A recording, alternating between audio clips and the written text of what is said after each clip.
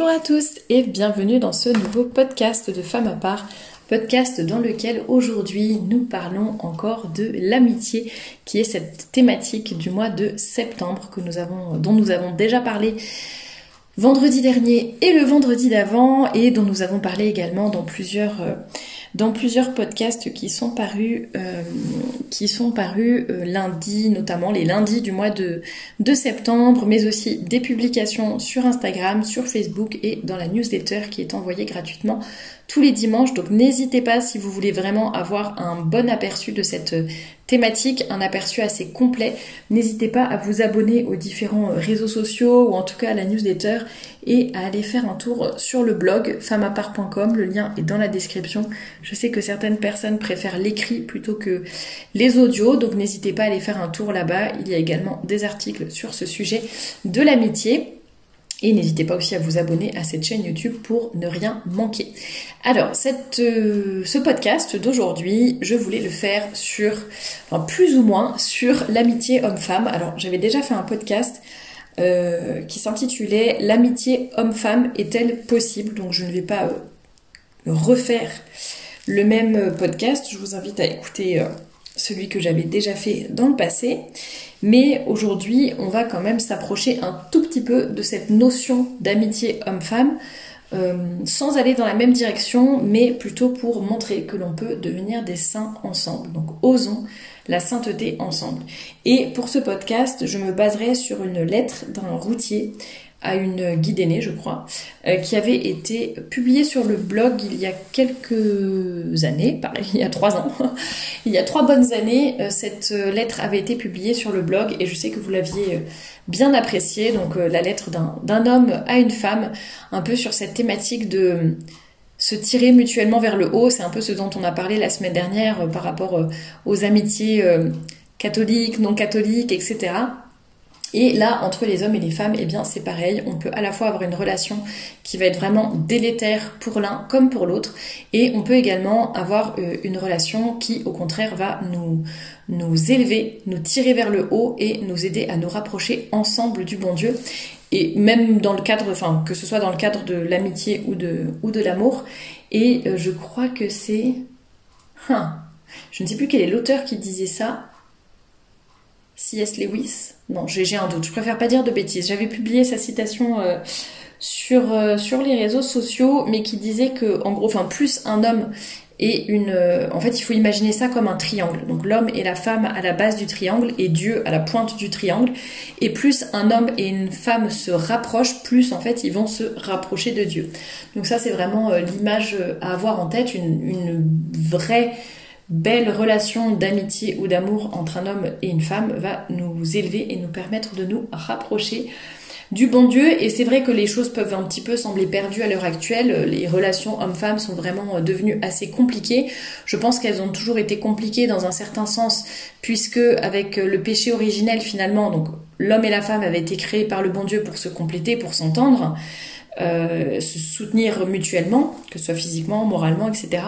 Chacun dans son rôle, et finalement, après le péché originel, tout a été bouleversé, et cette relation, que ce soit amicale ou amoureuse, entre l'homme et la femme a été très compliquée. Elle est devenue compliquée puisque le péché originel est venu tout flouter, mettre le bazar partout, et on a beaucoup plus de mal à se comprendre et donc à bien s'entendre. Chacun va être un peu plus égoïste aussi, ce qui fait que on va moins chercher l'intérêt commun, et ce qui va compliquer un petit peu les choses. Et puis, donc ça c'est la base de la base, le péché originel, mais il y a aussi et surtout l'époque dans laquelle nous vivons, la société dans laquelle nous vivons, avec notamment un féminisme assez agressif, mais également de façon générale des relations hommes-femmes qui sont complètement bouleversées. Plus personne ne connaît sa place, plus personne ne sait ce qu'il doit faire, ce qu'il peut faire, ce qu'il peut dire, etc. Il y a aussi nos défauts personnels qui rentrent en jeu et qui font que les relations hommes-femmes sont devenues très compliquées. On ne se comprend plus, on ne se fait plus confiance, on n'est plus capable aussi d'accepter ce que l'autre peut nous apporter et qui va forcément nous coûter un peu, dans le sens où l'homme par exemple va rationaliser la femme qui est beaucoup plus dans l'émotionnel, et ça c'est quelque chose que les femmes ont parfois beaucoup de mal entendre ou à comprendre, et vice-versa, les hommes ne vont pas accepter certaines choses de la part des femmes parce qu'on va être beaucoup plus, quand on se vexe, beaucoup plus susceptible, pardon, je cherche mes mots, beaucoup plus susceptible et beaucoup moins enclin à, avec humilité, accepter les remarques ou les corrections de l'un et de l'autre pour grandir sous le regard de Dieu. Donc les relations hommes-femmes sont devenues vraiment très compliquées. Elles sont également compliquées puisque comme on ne se comprend plus, on ne comprend plus forcément comment fonctionne l'autre. C'est comme si on avait un différent langage et on ne comprend plus forcément quelles sont les difficultés de l'un ou l'autre sexe et notamment au niveau de la lutte pour la chasteté. Et ça, c'est vraiment un sujet qui fait très souvent débat. J'en ai déjà parlé en long, en large et en travers, donc je ne vais pas m'étaler beaucoup plus là-dessus, mais c'est vrai que l'homme et la femme ne fonctionnent pas du tout de la même façon à ce niveau-là. Les hommes vont être beaucoup plus sensibles aux stimuli visuels, notamment. Ça va être une bataille de tous les jours et de chaque instant pour eux. Et beaucoup de femmes disent juste « Oh, c'est bon, c'est aux hommes de maîtriser leur regard, c'est aux hommes de s'éduquer, c'est aux hommes de se faire violence, etc. pour se dominer leur passion. » Et elles ne se rendent pas compte qu'elles ont un grand rôle à jouer et qu'elles peuvent beaucoup les aider dans cette lutte justement pour la pureté, pour la chasteté. Et donc plutôt que d'être égoïste et de dire à l'autre « Ah, mais c'est à toi de te débrouiller, c'est à toi de faire ce qu'il faut faire pour ne pas tomber dans certains péchés », eh bien beaucoup de femmes vont plutôt dire de se débrouiller plutôt que de juste être capable de faire certains efforts qui vont beaucoup aider les hommes, notamment de même que, si vous faites un régime et que vous avez une amie qui vous met des gâteaux au chocolat et des pièces montées et des glaces sous le nez en permanence, bon, c'est peut-être pas une bonne amie, quoi. Après, c'est à vous, évidemment, de faire l'effort, de vous maîtriser, de dominer votre corps et d'avoir la volonté de ne pas reprendre de dessert et de ne pas manger trop de sucre et trop de gras et je ne sais pas quoi, et de faire du sport, par exemple. Mais en même temps, si vous avez des amis qui vous tentent en permanence, qui vous tirent vers le bas, qui vous disent « Oh, c'est pas grave, reste au lit, fais la grasse mat, ne fais pas de sport. Ah, tiens, regarde ce bon gâteau au chocolat que je te mets sous les yeux, etc. » Est-ce que vraiment vous allez les considérer comme des bons amis qui vous soutiennent dans votre lutte pour perdre un peu de poids, par exemple? Eh bien, je ne pense pas. Eh bien, il en est de même pour les hommes. La lutte est dure pour eux, donc à nous. Bien sûr, c'est à eux de faire l'effort, d'avoir la volonté, de s'éduquer, etc. Mais nous avons le pouvoir de vraiment beaucoup les aider là-dessus. Donc ne soyons pas égoïstes et essayons de mieux nous comprendre. Et donc, j'en reviens à cette lettre que je vais vous lire, d'un routier à une guide aînée, et qui justement essaye de lui faire comprendre qu'on est là pour lutter ensemble, pour s'entraider vers la sainteté.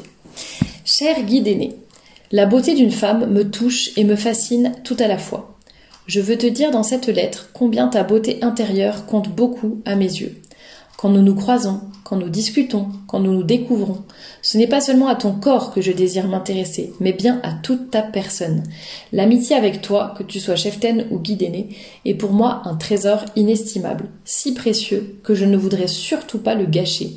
J'ai besoin de toi pour devenir un saint. Bon, bien sûr, c'est une lettre entre un routier et une guide aînée, mais ça s'applique à tous les hommes et toutes les femmes, vous l'aurez bien compris. Donc j'ai besoin de toi pour devenir un saint. Tu sais en effet la profonde influence que tu exerces sur moi. Un simple sourire et je me jetterai sans hésiter du haut du plongeoir. Un seul regard admiratif et j'entrerai sans broncher dans l'eau froide de l'océan au printemps. À la suite de Guy de Larigaudy, je ne peux que t'inviter à exercer également cette influence dans le domaine de la pureté. Je crois que c'est Guy de Larigaudy, la référence... Il me semble que c'est Guy de Larigaudy qui parlait du fait que c'est Michel-Ange aussi qui disait de sa muse tu m'as regardé, tu es entré en moi et ton regard m'a poussé à faire les plus belles choses, etc. Bon, c'est pas la bonne citation, c'est pas tout à fait ça, c'est mes mots à moi, mais bon. C'était l'idée, comme quoi l'influence ou rien que la présence d'une femme peut avoir énormément d'influence auprès des hommes. Comme il le dit là, un simple sourire, je me jette du haut du plongeoir, on a envie d'être courageux, d'être fort, etc. devant les femmes, les hommes. Tu dois savoir qu'il y a une différence entre toi et moi dans le domaine de la pureté. Les garçons ne sont pas plus vicieux que les filles. Cependant, il nous faut faire des efforts souvent très importants et dont vous ne vous rendez certainement pas compte pour rester pur dans nos pensées. Par exemple, la vue d'un jeune homme dont le Bermuda est trop court sera pour toi principalement une source d'amusement, alors que de mon côté, la vue d'une jolie jeune fille en mini-short avec un haut très serré éveillera facilement une pulsion sexuelle. Or, tu te souviens que tout homme qui regarde une femme et la désire a déjà commis l'adultère avec elle dans son cœur. Matthieu chapitre 5 verset 28. Tu me rendras donc un immense service si tu t'appliques à pratiquer la vertu de modestie qu'on appelle aussi pudeur. En 1941, Pie XII invitait les jeunes femmes à se soucier du regard que les hommes portent sur elles. Donc là, c'est une citation de Pie XII.